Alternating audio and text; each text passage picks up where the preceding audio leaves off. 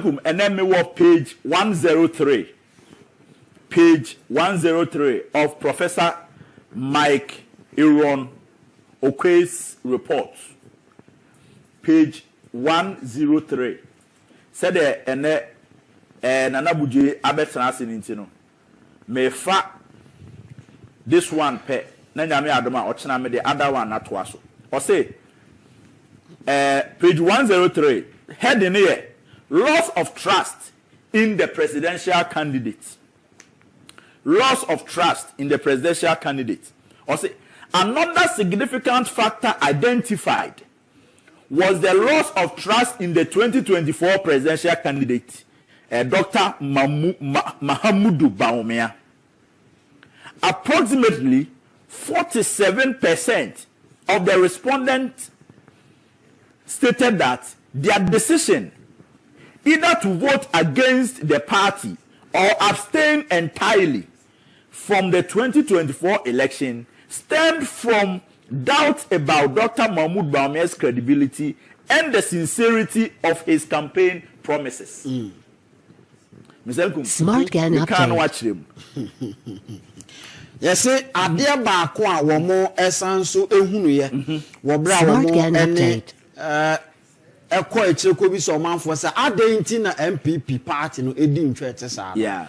Omasem o mo kan ne say presidential candidate New Patriotic Party de ne bae no na omu ni gidie ewo nimu yedi kan afa ne nsem a no wo ka se obeye no enam da bia omu nim se no ogina emre bi atwam nti wo mu susu se ontimi enye. Good. Or say respondents recalled that before the New Patriotic Party assumed office in 2017, Dr. Mahmoud Bawumia delivered several public lectures on the economy, presenting solutions to the country's economic challenges. However, many stated that these proposals did not translate into visible results during his 8-year tenure as vice president. Na chese de ompeso mo kan say ansana 2016 about one beba so no. Yera Dr. Mahmoud Bawumia obi a obekọ no ye obetie ye obekọ no agada nkofo ya chese wo kirekire wo mo Ghana economy no ne kotodwe na ye ne ya Ghana economy no ne kon na ye ne ya na eduro we ne ye de beka no we ne ye be ya ebema economy no aye. Yes. Na wo mo sa susu say openi ye man akwanjama ne be ye vice president no eniama o kan se nkobetimi aye ene ye he baabi na economy no ejina na ye de toto ne awoka enne no ho a wo mu gidi a enye yi. Yeah. Or say this created the perception that the economic assurances and policies he championed were rhetorical rather than practical. It's no person mo kire se we dey the pefe say and somehow do no oka about Ghana economy na o man si kasem said ye tie ne said ye ta no oka nyina no omuhu ne se na ye book ene da nanim na no oka nkan but enya de no wote ase so obetimi aye enti or say this issue consistently reported across nearly all the regions covered in the study. Na chese wo he Ghana empeso a womo ekosu nyina no ye region 16 no baabi omoko nyina no ede di pefe se saade we ka ho na MPP edi nkugo, indicating that the concern was widespread and not limited to specific localities. Enti na chese we ni de di pefe se sa ensem nkomo ya ye die se Dr. Bawumia be ye vice president went me anya economy no ho adwuma se de a okan no eyade a ekofom pa tretre se kerezi no nti duru ba bi obi a be fa bia na ye nti o say yenko minyan o say the perception Mr. Inku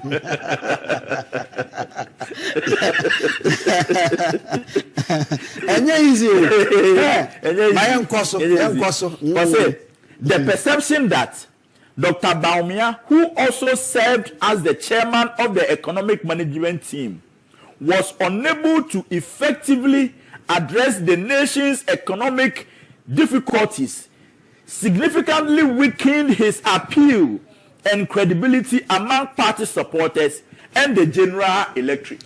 Na eno nso mpeso mo kire se wo hwe Dr. Mamudu Bawumia se ye ma ne be ye dwomtreni a na wo mo ehwe Ghana sikasem so no eniema no mo hwe ni hu se nko betimi aye nyina no wanye ena afi ema MPP party na nkasa tumi a wonya ye de kansem kire Ghana fo na afi na tumi na akofom. Yes. Also, as a result, many respondents expressed doubt about the feasibility and the authenticity of the policies and promises presented during the presidential campaign. Enti omugina we so a omobo se Dr. Mamudu Bawumia ne policies anu okaso opeso ba ene ade no na omugina so mse da bi we ye de ho to so a enyi. Also, the loss of confidence in his leadership and the economic management capabilities ultimately contributed to the reduced voter enthusiasm and weakened the support of the party's presidential tickets in the 2024 election. Sanyama we nyina nkanfu ano eno emma se opepa nipa de be kwa bonten so okoto aba no eso hwan te se hu asa nkofo bi ade omoton no ewo fom se hu atete so enti no amanfo moral nyina no na ewo fom enti wo hwa Professor Mike Oquaye ne report no page 103 no or say people lost confidence in Dr. Mamudu Bawumia. Na we no gidi. Mr. Nkum. Media say asem ni fie no akofa asem aba. E koto aba wie na mo say Professor Mike Oquaye enkoye report. Me problem asesi a me won say adan na e report ya hye na ya me ya white wo so obi ana nipa nam krom eye se de ono no election elusi no emfa ne ho. See the CC party no. What you say? Yeah, the CC party. Yeah, the CC party saying this particular section of the report is talking about a specific person. A specific person, I like Dr. Mamudu Bawumia. I say 47% of the respondents. Nipa ya koto abamananya 41%. Now 47% of the respondents they can asem. Now 47 for no there. Unko masem. Asem no mo kan sebi e hodi water. Me atiase say the promises na no promises nyina what say na du ba bi na enkofo bi get bawulaya. This is it. Because almost say oka a performance ni e bi. Eno na MPP for Professor Makokwe report o shia e nyina no. What you say? Omo a o shia omo ni nyina na ye MPP for omo je reasons. Ana mo ka cho say ebo prof. Ye constituency ha de.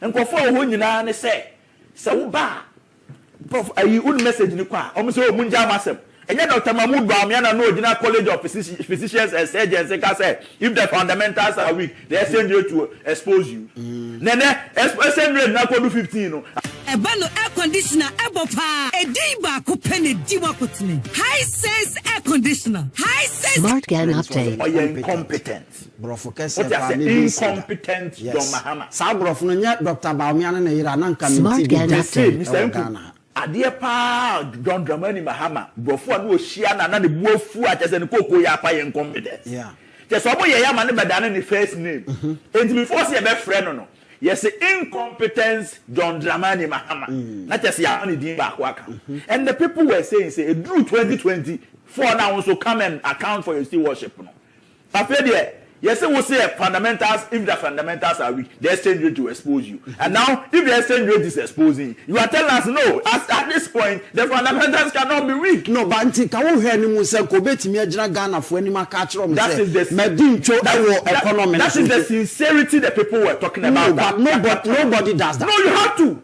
You see, as a leader, one good thing about a leader is say, obey your opinion. Now, one man credibility all the time on top. Who's the all culture say? Or say, Dr.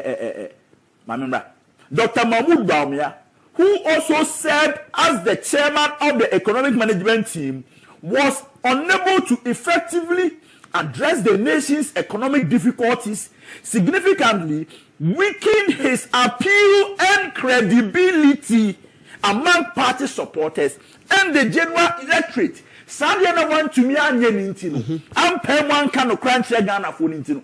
And weaken the credibility among Ghanaians. And you know, Obia was a papa way, or Casam Chewa, won't it? What I say? Or Casam Chewa, won't it?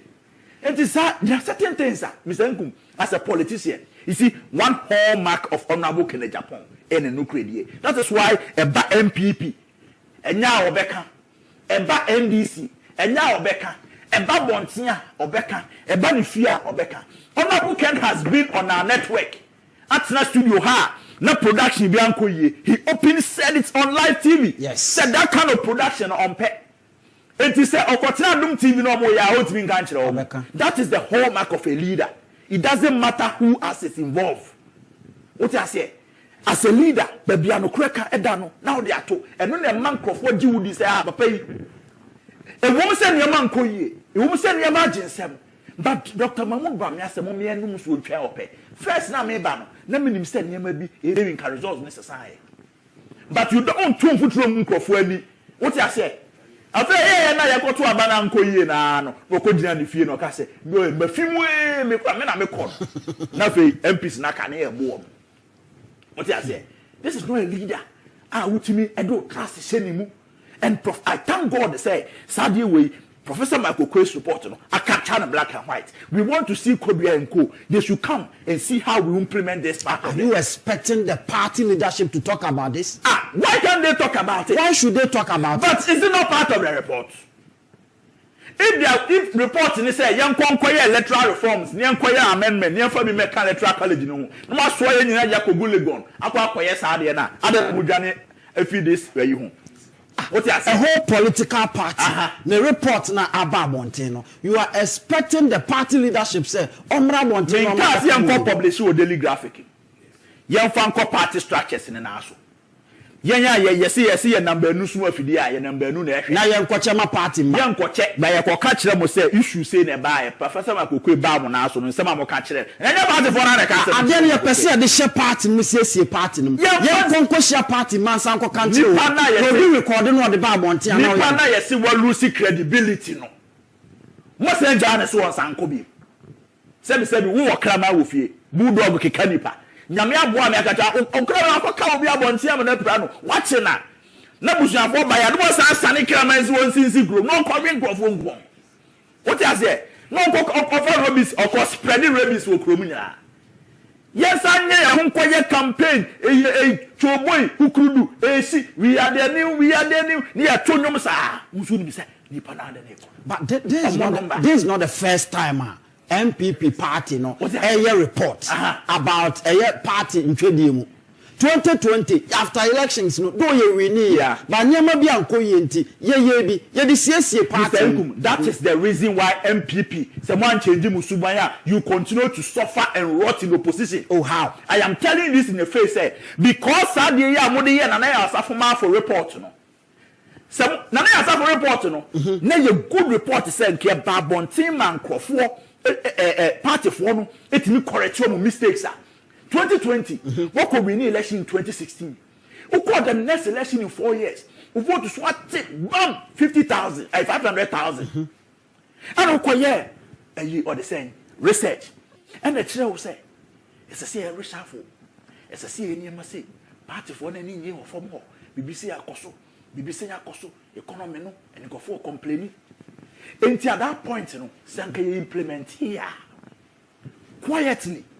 And 2024, I'm telling you, this report now part in the bone can we implement it. Oh, implement it. Commissar John Bodu said that's Kitano.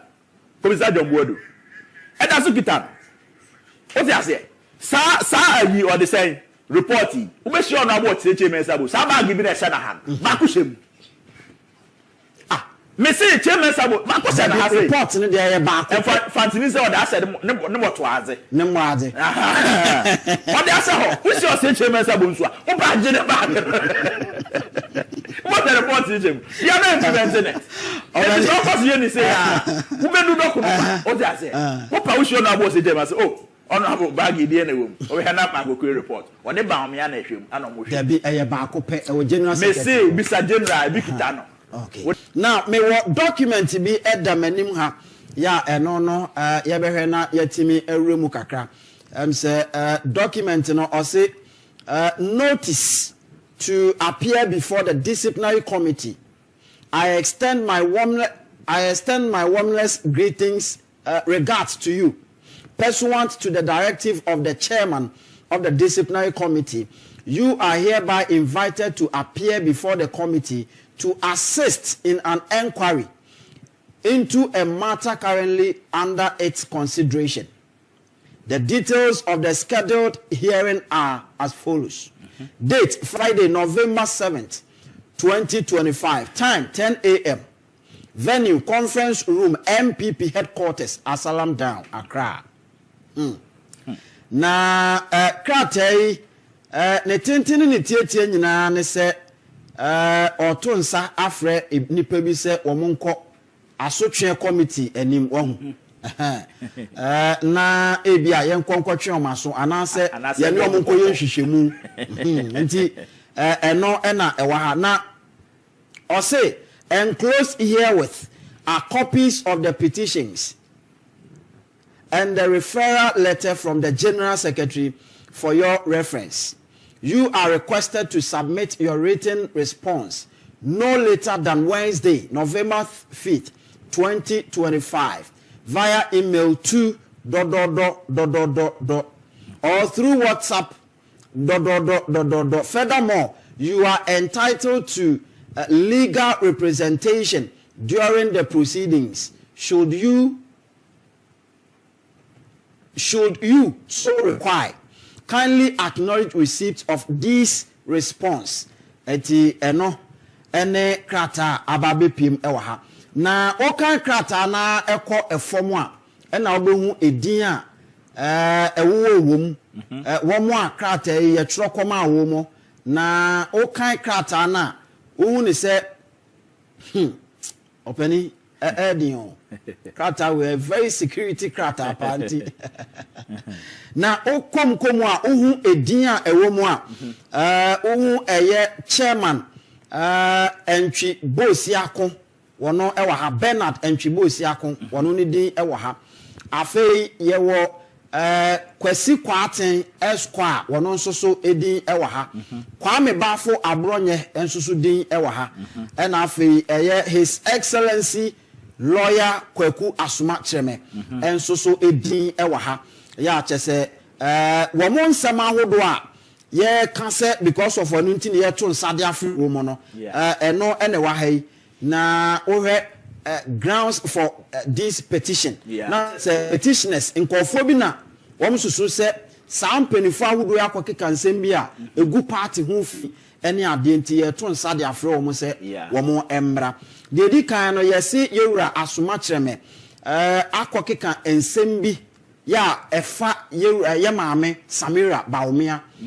former second lady enti eseso oba no mo hwehwem investigations na so mu hu se asemo petitioners ne de ba ne sa na papa ne kan ya so ombepam na free party ne mu sa no ompeso omo kire afei yewura Kwesi Kwaten so de ewa ha ya wo mo kire so no nso akokeka nsema ahodo a egu party ne ufi Kwame Bafo Abronye nso de ewa ha na chema wuntumi enso so de enso ewa ha ya sankofo na ye show mo keten se wo mo emra no mo mra mepie emranim e wo New Patriotic Party amanyoko no aso enkomo da ko ne ne enti muhwa asemo a omode abetu dwe ya emese nka obi be kase nka nye ne boni mu because MPP party na ye de mra ene sebi se obedu huni ene de ye political party na me pese meka on lawyer Asuma Cheme ne petition nkofobia petition se ye nkotwe na so na omo reliefs a omo seek for no se ye nyini mfi party no mu na ye nye no den na matie commenter based on that commenter omo de lensi lawyer Asuma Cheme na I think say lawyer Asuma Cheme or your penny somebody who has rose to the position of an ambassador and yes more ubi a waye regional minister what I say ana waye mse lance minister crowd asema Oquaye no oye lawyer ni so pese obo Samira din no de Samira din kasa wetimi aboni di. Yeah. But in the video no matie from the beginning to the end wa mo Samira din wo mu. Ana one bo Dr. Bawumia din wo mu. Ana one bo the only aspirant obo ni din wo mu Honorable Kenneth Japan. Out of the 5 aspirants. Ana we no bisa question say Mali for nto aba wo Ghana.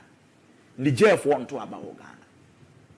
Nti ekwa akoto aba Ghana for na ekoto. Of which constitution enye clear say Ghana for na to aba wa. Very very clear. Nti esi den na afa obi akotro na black and white say. Lawyer so much me say. Samira nye Ghana ni. Nti say so kasa dia no the division eba party num na or the empapemu na eba party num. It's based on what Anna Omo petition here. Based on that video, any interview no yeah, no. He never mentioned Samira's name. And lawyer of his caliber, no, I know say Friday he will go with full representation and he has his own mind. As I make I am not the spokesperson for a lawyer so much. But as a Ghanaian and a proud member of the New Patriotic Party, no, and say say ba me pese me can be na me twen nkofo so adwen si so say sa yibaako na me nyibaako no attitude no yemfa nya political party equalization no yemfa nya political party se wo susu se obi aye bone na pese o twe na so ma memfa obi bata na ho.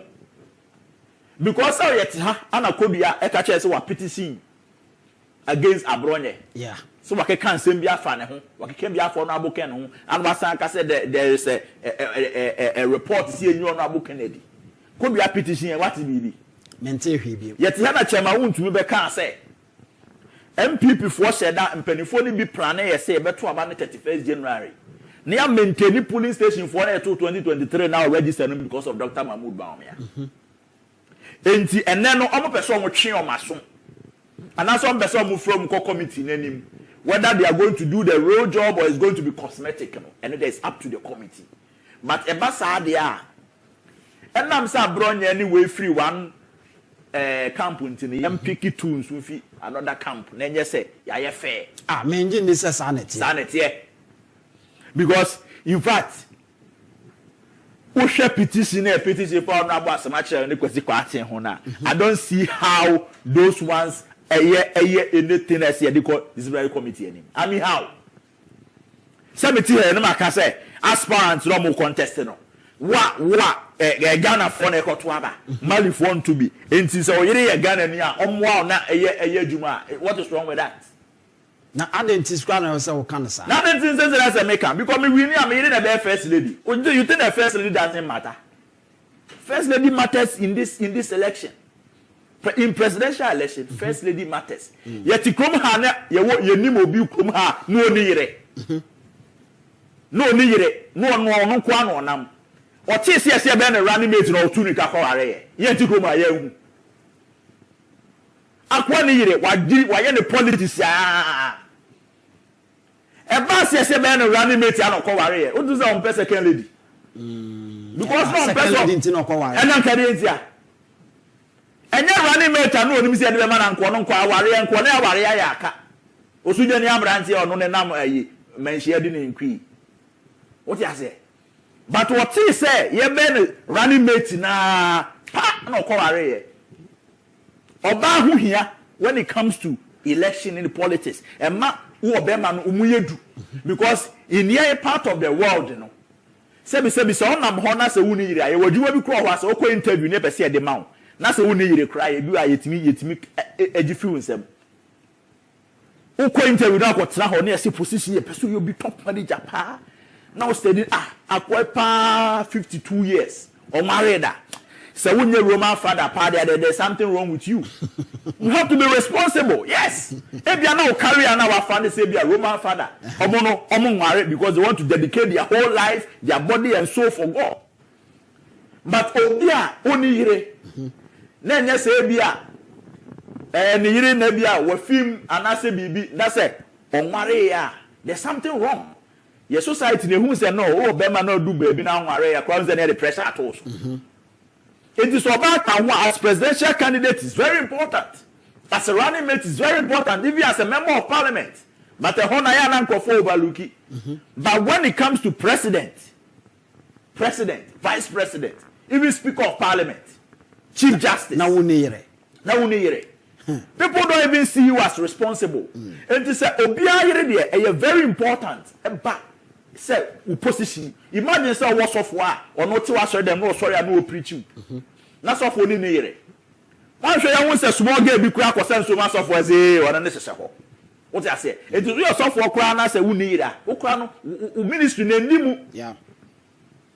And it's very important. And to say obi ekasem na say opese oye specific. No obi me so say lawyer so much na me pese obo Samira din. And I said Dr. Mahmoud Bawumia din. E di kana asem na anko boy. Na say nipa na asem na say wa din. Dear Ben Crown Chese would eat your party mras. And na make us a petition. Because I say Ghana for ne koto aba. Ozuni mo so ye Ghana ni a. What to be? Dear na say a problem. Me need problem with the committee. I have a problem with the petitioners. But say them di kan no. Lawyer so much me or lawyer of highest repute. What you say? Enti okwa committee nanimu a onim de okaye and onim de oyeye. There's no way sa petition no as against asem no okaye no ebe to me I indict papa no. What you say? Na petitioners say na meka no committee ni per se equalization. And therefore, a brilliant sense, some of them are to Tamaun to minum a behavior. No, young francophobia come home near Fro Munina. Said lawyers much them. Nana Jenny say, I said no cano, or can you tea Dr. Bawumia and a year? Me sure send Kobit Miaka. Said the Chrome Hayati, Opeso Bobby Casama, won't me money in gas. Why not? And I'm a tea, me fears Antibonuri. We wait like I tell me Fibonuri. So she have important sim dem Albert we yan krani a na ka cho say dey bi me yan krani o e bia ma betra nkran change dey wa hwen say me yan krani me fi bonwire and also who na ka say me say na bi me yan krani but bia wo fi there you shouldn't even be shy of it.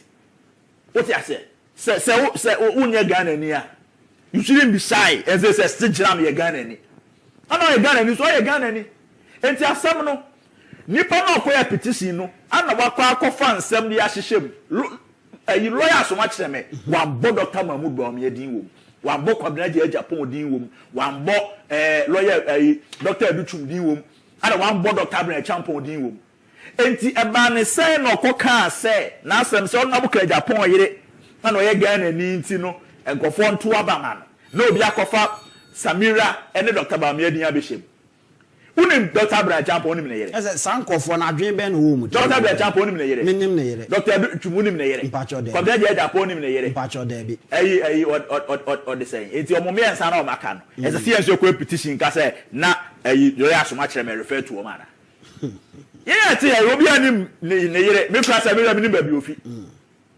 apart from anti-Christian ni so ofi asante mampon omo maka no obi ani ho a me nim ba bi na yere fi enti se bo ordinary oh that be a mistake me Ghana ni but what do say me Ghana dey we Ghana ni a kire ba bia wo fi na ko bia na sankofo no kra no e dey be no mpeso omo achieve. That is the point because obi kan asem ombo obi edi wo akwachi amasem susu say nipa we asem it is a ukona la yaso ma kire me say asem omo kan na me ni Samira na me ne ba omo ya enti petition no what are you telling me?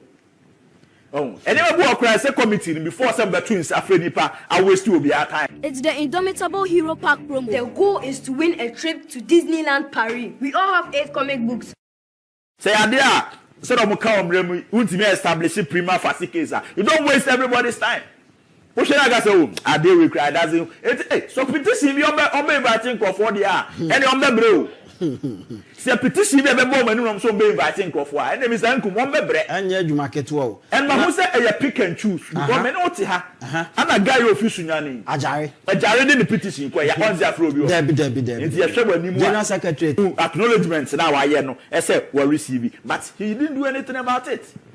So Friday ye nyina te Ghana especially babia ye gina sabre part ni gina sabre no Ye were petitions be or a man for the best some of the and American what's so sign you see somebody like Abron Yanichema won't to me. You can't sleep on their petition because it is serious.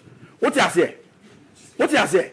Some petition won't to me naso because Nipa or regional chairman all country will say most of them to and at the same time you compile register. You think say it's a petition you can sleep over.